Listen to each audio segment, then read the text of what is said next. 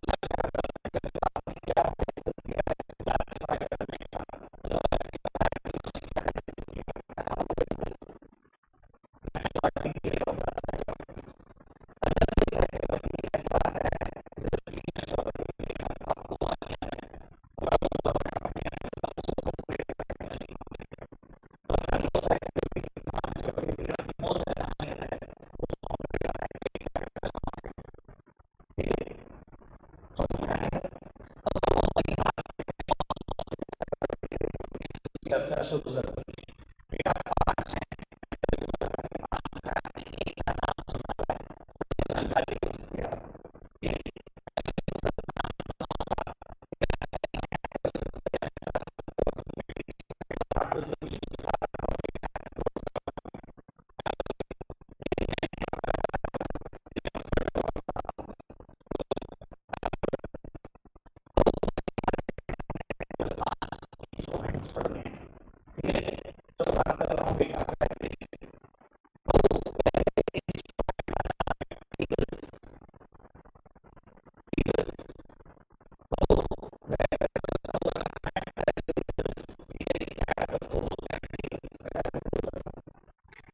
वो पूरा नाम तो इसका ट्रेजरी बिल्स है।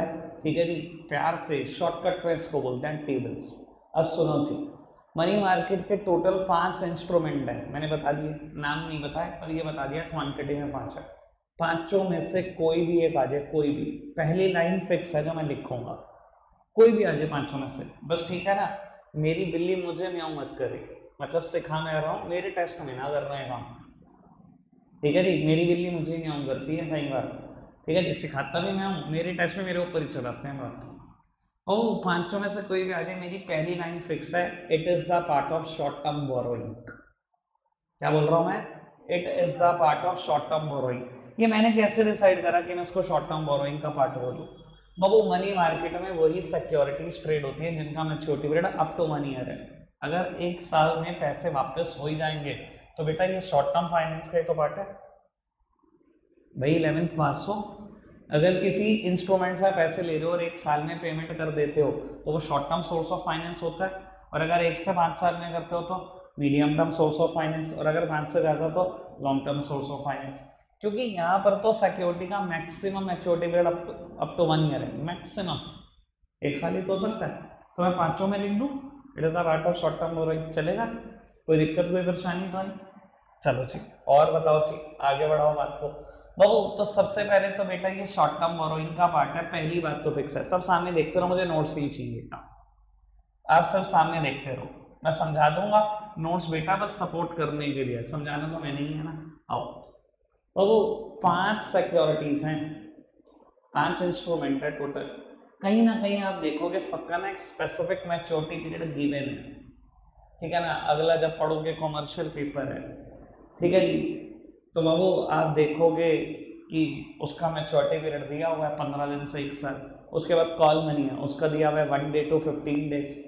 बाबू इसका ना स्पेसिफिक मैच्योरिटी पीरियड कहीं पर भी गिवन नहीं है। अगर गिवन नहीं है तो हम बोल देते हैं कि इसका मैच्योरिटी पीरियड कितना है, <<1 ईयर है। क्योंकि पता है 1 साल में तो मैच्योर करोगे ही करोगे ना, मनी मार्केट का इंस्ट्रूमेंट है। कोई दिक्कत कोई परेशानी तो नहीं? बाबू इसका एक दूसरा नाम भी है, मैं नाम बोल रहा हूँ, ठीक है जी, अभी समझाऊंगा सरकार ने क्या सोच के नाम रखा। ठीक है जी सर, दूसरा नाम है Z C B. Z C B मतलब जीरो कूपन बॉन्ड। ठीक है, जीरो कूपन बॉन्ड्स। ठीक है जी, बताऊंगा सरकार ने क्या सोच के नाम रखा। ठीक है जी, सरकार की भी कई बार सोच होती है। बाबू it is issued by T bills are issued by central government, sorry, issued by RBI on behalf of central government, on behalf of central government. इधर देखना मित्रों, बाबू टेबल्स कौन इशू करता है? कहता है issued by RBI on behalf of central government. जब भी सेंट्रल गवर्नमेंट को पैसे की जरूरत होती है, मेरे देश की गवर्नमेंट को, आप मेरे ख्याल इतना तो पढ़ लिख गए होंगे, आपको पता होगा कि गवर्नमेंट्स बैंक कौन होता है। ये पढ़ी है 11th में बात, मैंने तो पढ़ाई थी बिजनेस स्टडीज में। बाबू गवर्नमेंट का बैंक कौन होता है? आरबीआई होता है ना। सेंट्रल गवर्नमेंट को पैसे की जरूरत है, सेंट्रल गवर्नमेंट ने आरबीआई को अप्रोच किया कि मुझे पैसों की जरूरत है, आप एक काम करो, सेंट्रल गवर्नमेंट की सिक्योरिटी मार्केट में इशू कर दो। बेटा टेबल सेंट्रल गवर्नमेंट की सिक्योरिटी है कि मार्केट में इशू कर दो आप। आरबीआई ने बेटा ये सिक्योरिटी मार्केट में इशू कर दी, लोगों ने खरीदी तो पैसे दिए आरबीआई को और आरबीआई से सिक्योरिटी लेकर चले गए। बाबू ये पैसा आरबीआई ने फर्दर ट्रांसफर कर दिया सेंट्रल गवर्नमेंट को। सेंट्रल गवर्नमेंट इस पैसे को यूज करेगी और जो भी आपकी रिटर्न होगी वो आपको रिटर्न देगी। आपको रिटर्न में क्या मिलता है मैं 1 मिनट में बताना चाह रहा हूँ। समझ में आ रही है बात? कोई दिक्कत कोई परेशानी तो नहीं? अच्छा सेंट्रल गवर्नमेंट को पैसे की जरूरत हो सकती है कि नहीं? सर आपको क्या लगता है सेंट्रल गवर्नमेंट को लोन की जरूरत नहीं होती? सर है? सुनो जी क्वेश्चन, वो आरबीआई से क्यों नहीं ले सकता? सर ले सकता है, कोई हर्ज नहीं है, पर अगर इतना पैसा मांग रहा हो जो आरबीआई के पास में ना हो फिर क्या करे? हर केस में आरबीआई नहीं दे सकता सारी अमाउंट का लोन। आपको पता है हमारी देश की गवर्नमेंट ने टेबल से भी बहुत सारा पैसा उठाया हुआ है, आरबीआई से भी बहुत सारा पैसा उठाया हुआ है और फॉरेन बैंक से भी उठाया हुआ है। सारी डिमांड आपकी आरबीआई पूरी नहीं कर सकता, ठीक है ना। कई केसेस में ना आप बाबू छोटे बच्चे हो तो आपको पता क्या लगता होगा कि यार कितनी मर्जी करेंसी प्रिंट कर दो उसमें क्या दिक्कत है? आरबीआई के पास तो करेंसी प्रिंटिंग की मशीन है। अगर 1 लाख करोड़ मांग रही है गवर्नमेंट, रातों रात छापो 1 लाख करोड़ रुपए सरकार को दे दो। ऐसा नहीं कर सकते। ऐसे में एक है ये इकोनॉमिक्स का मुद्दा, अभी मैं पूछ लिया तो मैं बता देता हूँ, सर नहीं कर सकते। पता क्या होगा ऐसा कर लिया तो? अच्छा लगता नहीं 11th क्लास में तो बच्चों को भ्रम पैदा हो जाता है। आपको नहीं लग रहा कि इंडिया से अभी गरीबी खत्म कर दी जाए एक रात में? आरबीआई को वो नोट छापे पूरी रात, 15-15 लाख रुपए गरीबों को बुला के दिए जाए, अभी गरीबी उड़ा इंडिया से एक रात में गरीबी खत्म। यार विचार तो आता है यार, 11वीं-12वीं के बच्चों को तो आता है, मुझे तो आता था। आ रहा ना विचार? सर नहीं कर सकते। अगर बेटा हद से ज्यादा करेंसी अगर आरबीआई ने प्रिंट कर दी और सरकार ने वो पैसे खर्च दिए इकोनॉमी में जब भी पैसे हद से ज्यादा आते हैं ना इन्फ्लेशन आ जाता है। और उसका एक रीजन है, अगर सबके हाथ में 15 लाख रुपए आ जाएंगे ना कोई गरीबी नहीं रहेगी। पता क्या होगा? राइजेज इन प्राइसेस, और इतने ज्यादा होंगे कि आप पागल हो जाओगे। बांग्लादेश की गवर्नमेंट ने कर दिया था एक बार 1980s में, आप गूगल करना अभी बैच खत्म होते भाई साहब 5 से 6 साल लगे इन्फ्लेशन खत्म करने में। 15-15 लाख रुपए आज सबको बांट दे सरकार, जूस वाला पता है क्या कहेगा? 50 का ग्लास नहीं है 500 का है। गरीब तो है नहीं कोई देश में, मैं क्यों बांटू 50 का, 500 का है। नमक की थैली बेचने वाले कहेगा मैं क्यों बांटू 25-30 की नमक की थैली, 100 की है, खरीदनी खरीद ले, नहीं खरीदनी मत खरीद। अब जिसकी जेब में पैसे ही पैसे लहरा रहे होंगे वो क्या कहेगा? कोई दिक्कत, ये पकड़, जो जूस का ग्लास 50 का उसका 200 भी देंगे हम, 300 भी देंगे। सर इतने ज़्यादा प्राइसेस बढ़ जाएंगे ना पूरी इकोनॉमी में कि परेशान हो जाओगे। समझ में आई बात? आरबीआई हमेशा सेंट्रल गवर्नमेंट का सॉल्यूशन नहीं है, सारा लोन वो नहीं दे सकता, इतने पैसे कई बार उसके पास भी नहीं होते जितनी गवर्नमेंट को रिक्वायरमेंट होती है। दूसरी बात बाबू, आरबीआई को आपको नहीं पता करेंसी प्रिंटिंग के लिए इंडिया में एक सिस्टम फॉलो होता है, जितना भी आरबीआई करेंसी प्रिंट करता है उसके अगेंस्ट वो गोल्ड रिजर्व रखता है। सुना है कभी ये बात? इंडिया में 17 लाख करोड़ रुपए की करेंसी है, 17 लाख करोड़ रुपए का गोल्ड रिजर्व है आरबीआई के पास। जब भी गवर्नमेंट ऑफ इंडिया कहती है ना करेंसी प्रिंट करो, पहले उसे गोल्ड रिजर्व देने पड़ते हैं आरबीआई को, तब वो करेंसी प्रिंट करना स्टार्ट करता है। समझ में आएगा? ठीक है जी, इकोनॉमिक्स के मुद्दे करूंगा वहां पर बात जब आएगा, घबराओ नहीं, आएगा इसी साल आएगा। चलो जी बाबू आगे बढ़ाऊं बात को। It is issued by RBI on behalf of central government. कोई दिक्कत कोई परेशानी तो नहीं? बाबू it is issued at discount, it is issued at discount and redeemed at par. मैं आगे की बात पे लिख दूं,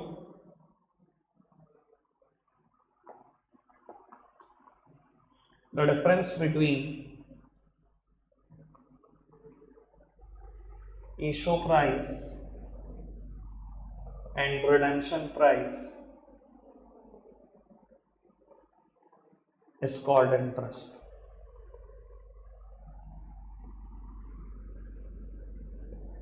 लो पुत्र सामने देखना, वो इशू करता है RBI on behalf of central government. बात समझ में आती है। सेंट्रल गवर्नमेंट को जब भी लोन की जरूरत होगी तो बाबू वो आरबीआई को अप्रोच करेगा कि मेरी सिक्योरिटी, सेंट्रल गवर्नमेंट की सिक्योरिटी मार्केट में बेचो। अच्छा एक बात बताओ, लोग हंस के खरीदेंगे क्या नहीं सेंट्रल गवर्नमेंट की सिक्योरिटी? सर इंडिया में लोग एफडी के इतने बड़े फैन हैं कि एफडी ना होगी बाबू खुदाई होगी, भगवान ही हो गया। तो आपको क्या लगता है सेंट्रल गवर्नमेंट की सिक्योरिटी इतनी सेफ? गवर्नमेंट कभी भागती है? देश की गवर्नमेंट कभी भागी हुई है हमारी? गवर्नमेंट भागती है कहीं की? तो अगर उसकी सिक्योरिटी मार्केट में आ रही है तो आपको लगता है लोग चुकते होंगे? अरे भैया मैं खरीदने को तैयार, दूसरा मैं, तीसरा मैं, सब खरीदने को तैयार रहते हैं क्योंकि पता है भैया गवर्नमेंट कभी भाग देने वाली सेफर इन्वेस्टमेंट है और लोगों को सेफ इन्वेस्टमेंट से बहुत प्यार है। मानते हो ना? जो लोग रिस्क नहीं ले सकते बिल्कुल भी, वो एफडी की तरफ अप्रोच करते होंगे या सेंट्रल गवर्नमेंट की सिक्योरिटी की तरफ। ठीक है जी बाबू, कहता है ये सिक्योरिटी हमेशा इशू होती है डिस्काउंट पे और रिडीम होती है पार पे। बाबू ये क्या मतलब हुआ? Issued at discount and redeemed at par. बेटा रिडीम्ड का मतलब होता है रीपेमेंट। ठीक है जी, रिडीम्ड का मतलब क्या होता है? रीपेमेंट। समझना जरा बात को बाबू। मैं आरबीआई, आप सब पब्लिक के मेंबर, मैं आपको सिक्योरिटी बेच रहा हूँ सेंट्रल गवर्नमेंट की, उसके ऊपर लिखा हुआ है एमआरपी। जैसे प्रोडक्ट के ऊपर एमआरपी लिखा होता है, सिक्योरिटीज के लिए हम उसको बोलते हैं, उसी एमआरपी को बोलते हैं फेस वैल्यू। क्या बोलते हैं? फेस वैल्यू, मतलब एमआरपी ही होता है। ये बिल्कुल वैसे ही है कि आप लेस का पैकेट खरीदने गए, मेरी तरफ देखना, लेस का पैकेट खरीदने गए, एमआरपी लिखा है 10 रुपए और शॉपकीपर आपको कह रहा है 9 ही दे दे यार, कोई नहीं मैं डिस्काउंट पे दे रहा हूँ तुझे। ठीक है, आपने 9 दिए, पैकेट खरीद लाए। ठीक है जी, और आपको लगा घर आके यार पैकेट बेकार है, मैं नहीं पैकेट ले रहा है, मैं दूसरा लेके आऊंगा। अब उसके बाद गया यार वापसी कर लिया और उसने क्या करा, एमआरपी देखी कितनी, 10 ले, पूरे 10 ले जा। तो बिल्कुल वैसे ही है, आरबीआई ने क्या करा, सेंट्रल गवर्नमेंट की सिक्योरिटी इशू करी टी बिल, उसके ऊपर फेस वैल्यू लिखी है 25,000 रुपये और आपको कह रहे हैं 22 ही दे दो। लो 25 के रख लो, 22 ही दे दो। आपने पूछा जी टी बिल का ये मैच्योरिटी पीरियड कितना है, तो आरबीआई की तरफ से जवाब आया कि सेंट्रल गवर्नमेंट ने डिसाइड करा कि आपके पैसे 360 दिन में दे देगी। 360 दिन, एक साल से कम है, दे सकती है 360 दिन में। ठीक है जी, तो उसने कहा ठीक है, 22,000 रुपये उसने दिए, एक सिक्योरिटी ले गया जिसके ऊपर लिखा है फेस वैल्यू 25,000 रुपये। क्या ये इशूड एट डिस्काउंट है या नहीं? Issued at discount. 360 दिन पूरे हो गए, आज बाबू वो इंसान अपनी सिक्योरिटी लेकर आया कि सर ये लो सिक्योरिटी का मैच्योरिटी पीरियड खत्म हो रहा है, मुझे मेरे पैसे वापस कर दो। बाबू आरबीआई ने पैसे पता कितने वापस करे? पूरे 25,000, पूरे 25,000। इधर देखो, इशू होता है हमेशा डिस्काउंट पर, लेकिन जब भी रीपेमेंट का नंबर आता है, रीपेमेंट हमेशा पार वैल्यू पर होती है। पार वैल्यू मतलब फेस वैल्यू पर होती है। ठीक है, कोई पूछे बेटा ये 3,000 रुपये सरकार ने आपको क्यों दिए? बेटा ब्याज के दिए। अगर आपने सरकार को 22,000 रुपए दिए थे, सरकार ने आपके 22,000 एक साल तक इस्तेमाल करे, 360 दिन तक उसे इस्तेमाल करने के बदले में सरकार आपको ब्याज ही तो दे दी है। 22 के अगर 25 दे रहे हैं तो 3,000 रुपए किस बात के हैं बेटा? ब्याज के ही तो है। ये बात मैंने यहाँ पर क्लैरिफाई कर दी। The difference between the issue price and the redemption price is called interest. Issue price 22,000, redemption price 25,000, इसके बीच का जो डिफरेंस है वो किस बात का डिफरेंस है? ब्याज का डिफरेंस है। क्या ये बात क्लियर है आपको? कोई दिक्कत, कोई परेशानी तो नहीं? सबसे काम की बात, इशूड, लास्ट बात है, issued in a multiple of, issued in a multiple of 25,000 और देयर ऑफ। सर सबसे काम की बात, टी बिल्स 25,000 या उसके मल्टीपल में ही इशू हो सकते हैं, ना उससे कम ना उससे ज़्यादा। यानी कि टी बिल्स का इशू प्राइस क्या हो सकता है, 25,000, 50,000, 75,000, लाख, 1.25 लाख, 1.5 लाख, बस इससे ज़्यादा गिनती नहीं आती मुझे, अपने आप देख लेना। ठीक है, कोई दिक्कत कोई परेशानी तो नहीं। ऐसा हो सकता है कि आरबीआई ने फेस वैल्यू 1.5 लाख के टी बिल्स इशू करे। 1.5 लाख हो सकता है कि नहीं हो सकता, 25,000 का मल्टीपल है कि नहीं हो सकता है, और आपको कहा कुछ नहीं, आप 1,35,000 ही दे दो, ऐसा हो सकता है। इशू एट डिस्काउंट, डिस्काउंट पे तो इशू होता है। 1.5 लाख रुपए की फेस वैल्यू के टी बिल्स इशू कर रही है आरबीआई, और आपकी कह रही है 1,35 ही दे दो, और इशू कर रही है बेटा 200 दिन के लिए। 200 दिन के लिए कर सकती है कि नहीं कर सकती, कर सकती है, लेस देन 1 ईयर सब अलाउड है, 200 दिन के लिए कर रही है। और at the time of maturity आपको पैसे कितने वापस मिलेंगे, 1,35 या 1.5 लाख, 1.5 लाख। क्यों, क्योंकि हमेशा इशू होता है एट डिस्काउंट, रिडीम हमेशा होता है at par value face value. ठीक है जी।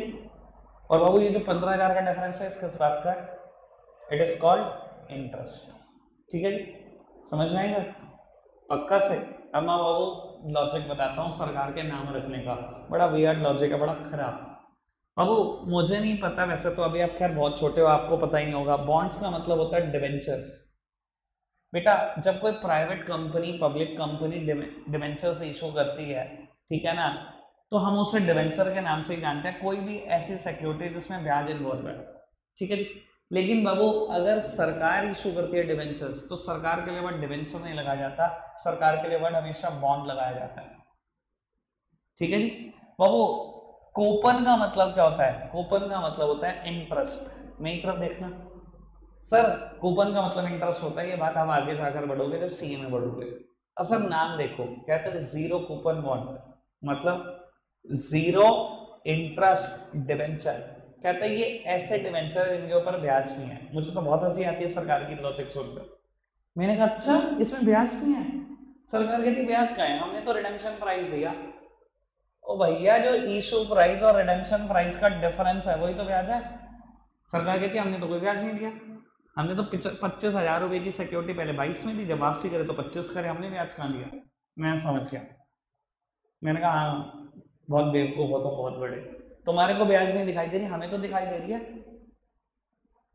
हमें ब्याज नहीं दिखाई दे रही। इशू प्राइस और रिडेम्पशन प्राइस का जो डिफरेंस है वो क्या है, इंटरेस्ट ही तो है। सरकार कहती है मैंने कभी ब्याज नहीं दिया, हम तो फेस वैल्यू वापस करते हैं। क्या कबाड़ा था लॉजिक दिया। ठीक है जी। तो सर सरकार का कहना तो था कि ये जीरो इंटरेस्ट डिवेंचर है, डिवेंचर भी है और इनमें ब्याज भी नहीं है सर, लेकिन क्लियरली ब्याज विजिबल होती है, कोई भी इंसान बता देगा कि ब्याज इन्वॉल्व है इसके अंदर, कोई दिक्कत तो नहीं। सर टोटल 7 बातें करी मैंने आपसे, मेरी तरफ देखना, पांचों में से कोई भी इंस्ट्रूमेंट आ जाए, पहली बात क्या लिखोगे, it is a part of short term borrowing. दूसरी बात में लिखोगे स्पेसिफिक टाइम पीरियड, सर कितना है इसका, स्पेसिफिक गिवन ही नहीं था तो हमने क्या लिखा, लेस देन 1 ईयर। ठीक है, इसका दूसरा नाम zero coupon bond, issued by RBI on behalf of central government, issued at discount, redeemed at par. The difference between the issue price and the redemption price is called interest. Issued in a multiple of 25,000 or thereof. कोई दिक्कत कोई परेशानी, read करके बताना फटाफट से जल्दी से। बाबू अगला टॉपिक कॉमर्शियल पेपर, सर याद होगा वैसे कुछ कुछ, पब्लिक डिपॉजिट, कॉमर्शियल पेपर, कोई नहीं भी याद तो ठीक है ना, ये तो पता ही होगा मैंने कराया था, इतना तो याद ही होगा। चलो खैर चर्चा को आगे बढ़ाएंगे, सब सामने देखना, टेबल्स को ही बेस बनाते हैं, जितनी बातें टेबल्स में करी उसी के बेसिस पे कुछ जज करने की कोशिश करते हैं कॉमर्शियल पेपर को। मेरी तरफ देखना, सिर्फ प्लीज सामने देखना, मान्या जी सामने देखना। बाबू सबसे पहली बात मैं सेम लिखूंगा, commercial paper is the part of short term borrowing. बाबू इसका स्पेसिफिक मैच्योरिटी पीरियड गिवन है, इसका नहीं था, टेबल्स का नहीं था, कॉमर्शियल पेपर का क्या है 15 days to 1 year। और मैं आपको बता देता हूँ वही तुम्हारे प्यारे प्यारे टीचर 3 महीने लिखवाते हैं, 15 दिन से लेकर 3 महीने या 6 महीने, ठीक है ना जी। आप देख लेना टाइप ऑफ आईसीडी आपको दिखवा रखा था, less than 3 year, less than 3 month, less than 6 month लिखवा रखा था, तो मैं याद याद ना, मुझे बहुत अच्छे से याद है, ठीक है ना। और अगर मैं बहस करने उधर जाऊँ ना उस टाइम पर, तो पता नहीं क्या क्या हो जाए। भैया 12th क्लास की एनसीईआरटी में लिखा है, आप एनसीईआरटी से बड़े हो गए, कभी भी नहीं होता लेस देन 3 मंथ और लेस देन 6 मंथ, अलग अलग कैटेगरी लिखवाई होती है। क्या बोल रहा हूँ, चलो बहस का मुद्दा नहीं है, ठीक है ना, क्योंकि समझना ही नहीं किसी आदमी ने किसी चीज़ को, तो क्या करें।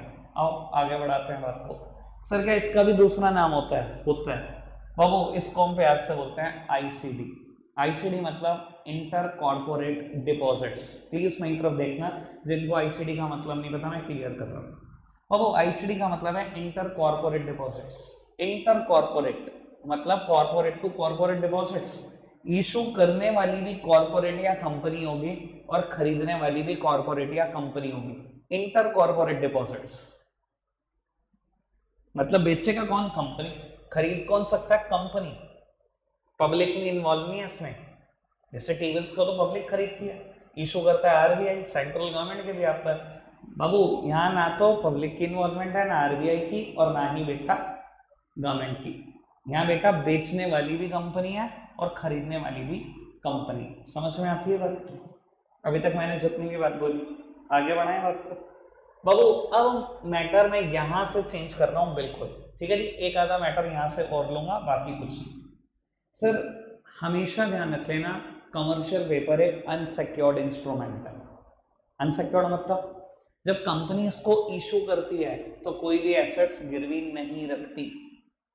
कंपनी जब भी इसको इशू करती है कोई भी एसेट्स गिरवी नहीं रखती, क्योंकि बेटा ये अनसिक्योर्ड इंस्ट्रूमेंट है। हमेशा बिक किसका पाएगा, हमेशा उन कंपनियों का बिक पाएगा जो कंपनियां लार्ज है, जिनकी क्रेडिट वर्दीनेस बहुत हाई है, जिनकी मार्केट में इमेज है कि ये लोन हमेशा उतार देते हैं, सिर्फ उन्हीं कंपनी का बिक पाएगा।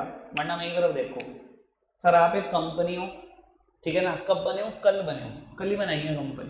कंपनी का नाम है एबीसी, एरी गैरी नत्थो गैरी कंपनी हो, कल ही बनाई कंपनी। और आपने सोचा मैं आज कॉमर्शियल पेपर इशू करती हूँ 10 करोड़ रुपए के, और हाँ बेचती हूँ किसी दूसरी कंपनी को जाकर, अभी बिक जाएंगे, अभी ला रही हूँ 5 करोड़। सर बिक जाएंगे?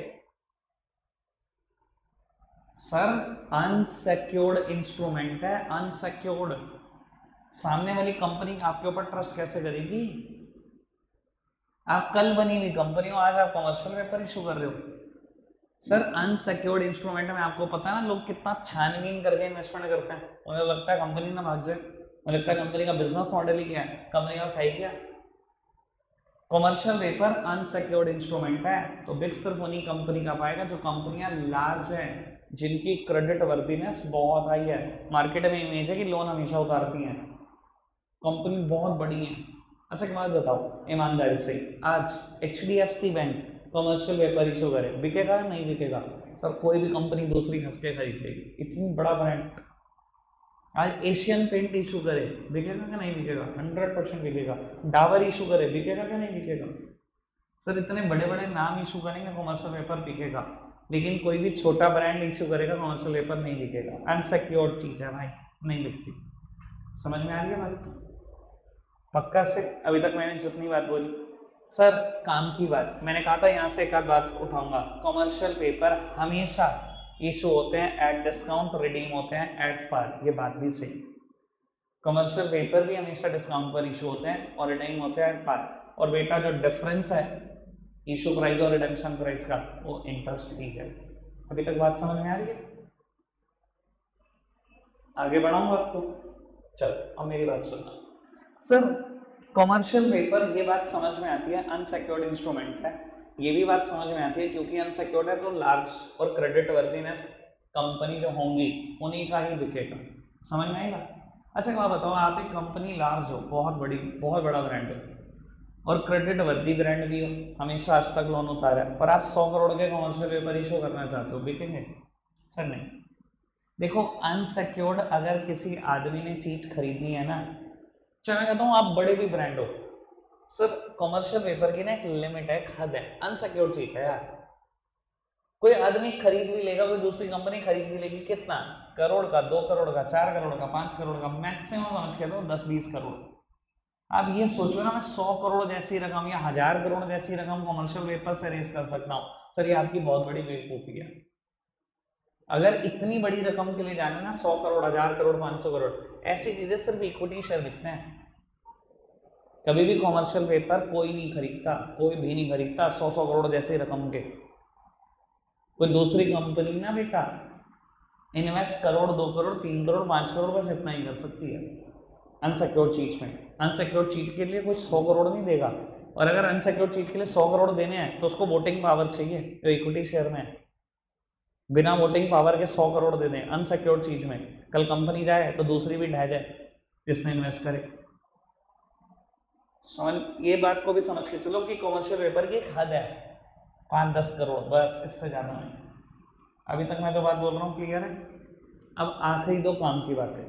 कमर्शियल पेपर मार्केट में सिर्फ 2 ही इस्तेमाल के लिए इशू होते हैं, और मैं बता देता हूँ मैंने 11th में दोनों पढ़ाए हुए हैं, याद आ जाएगा जिन्होंने मुझसे पढ़ा हुआ है। मैं तो पहले ही एडवांस पढ़ा के चलता हूँ, वो आपको नहीं पता होता।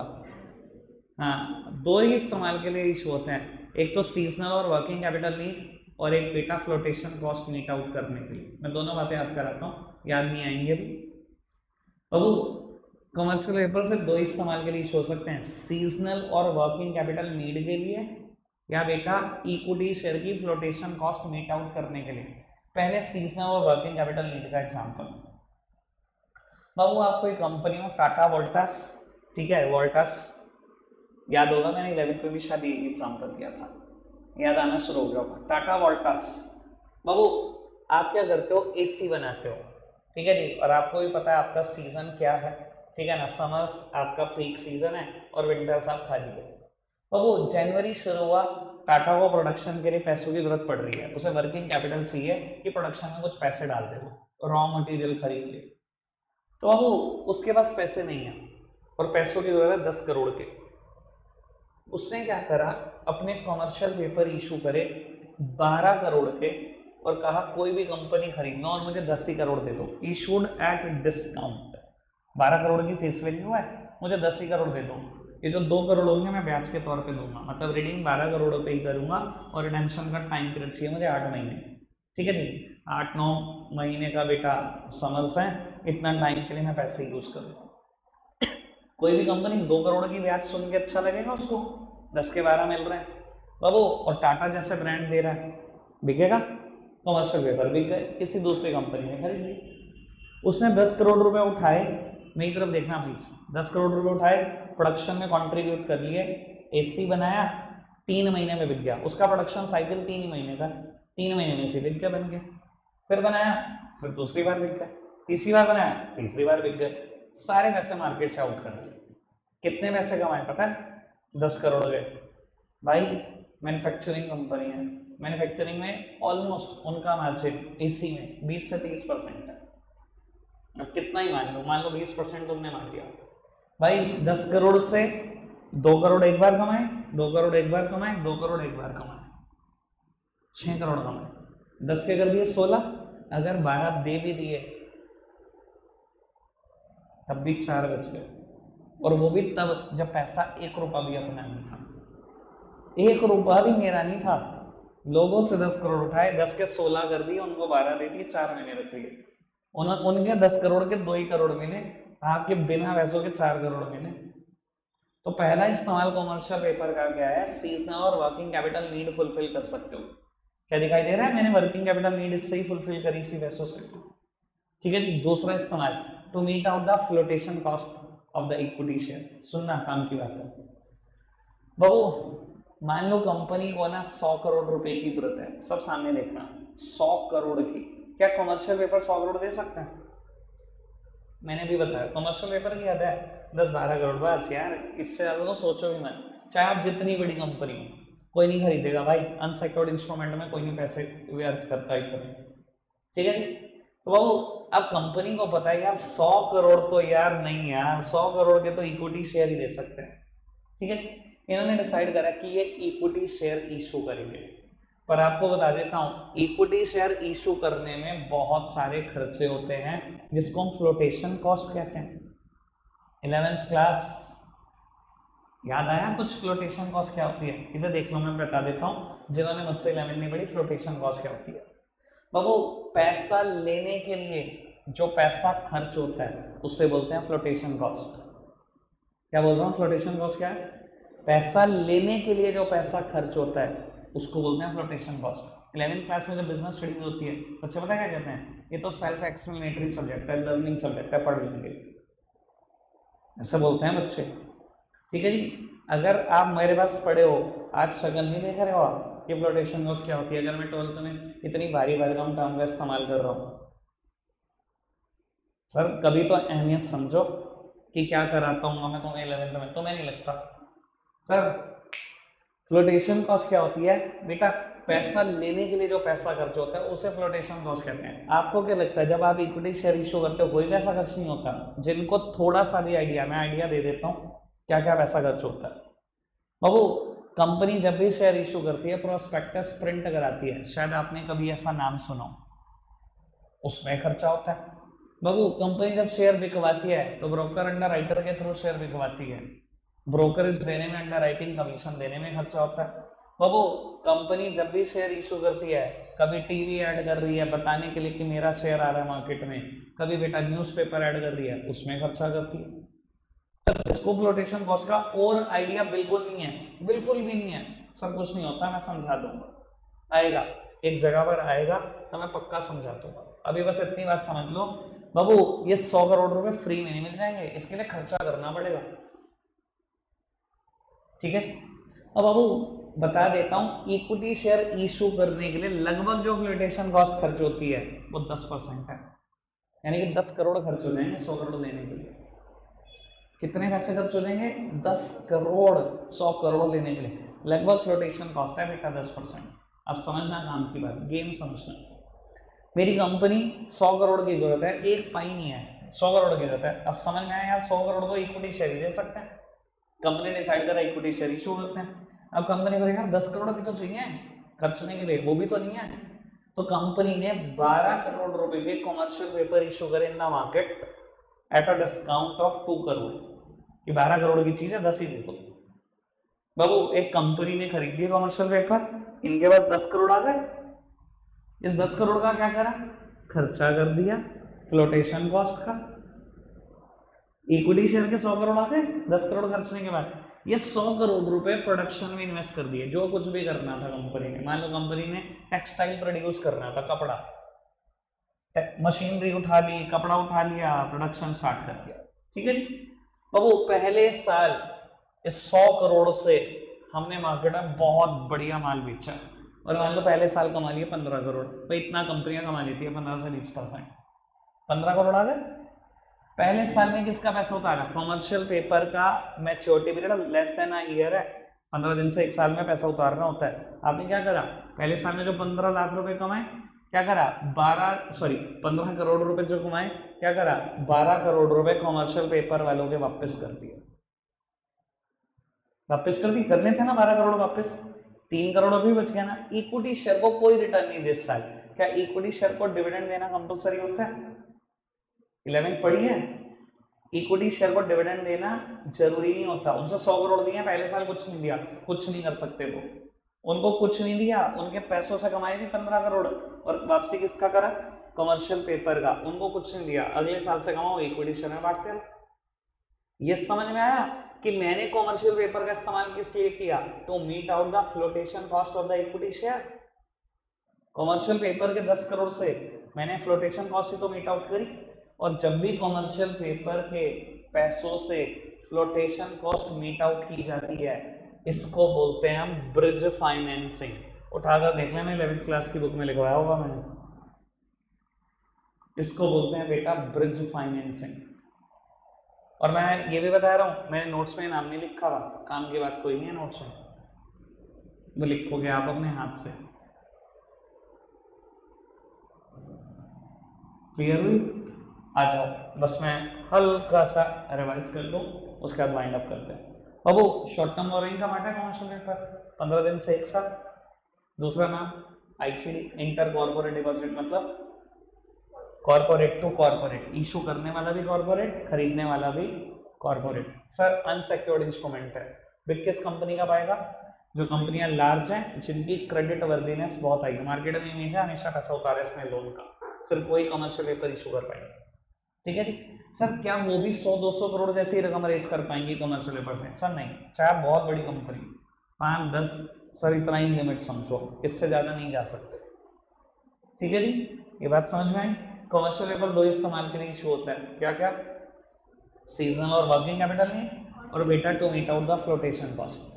और अगर फ्लोटेशन कॉस्ट के लिए इस्तेमाल हुए आप, तो आपका नाम कमर्शियल पेपर नहीं रहेगा, आपको हम बोलेंगे ब्रिज फाइनेंसिंग।